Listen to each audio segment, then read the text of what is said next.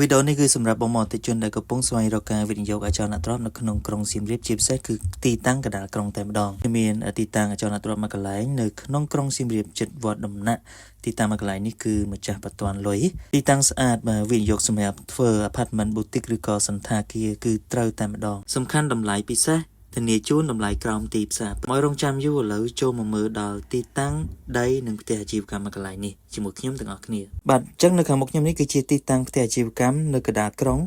ទំហំដីគឺ27ជម្រៅ34បាទ907ម៉ែត្រការ៉េមកតិជនហើយមានផ្ទះធំក៏ដូចជា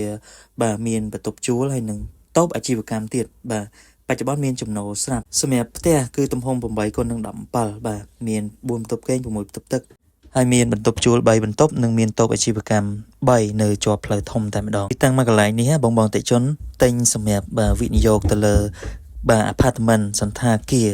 ឬក៏ boutique គឺត្រូវតែម្ដងបាទតំបន់នេះគឺមានចម្ងាយប្រហែលជា300ម៉ែត្រពី Pub Street ផ្សារចាស់តែប៉ុណ្ណោះបងឃើញអគារសហ្នឹងទេគឺសន្តាគារលំដាប់ផ្កាយ4 Siem Reap Palace ដីរបស់យើងគឺជាប់របងតែម្ដងជាទីតាំងដែលប្រជុំទៅដោយសន្តាគារលំដាប់ផ្កាយ4ផ្កាយ5នៅជិតជាមួយនឹង Golden Temple សន្តាគារសារ៉ៃនិងសន្តាគារធំផ្សេងទៀតបាទសម្រាប់តម្លៃវិញត្រឹមតែ$70,000តែប៉ុណ្ណោះហើយចរចាបានទៀតបងប្អូនតិ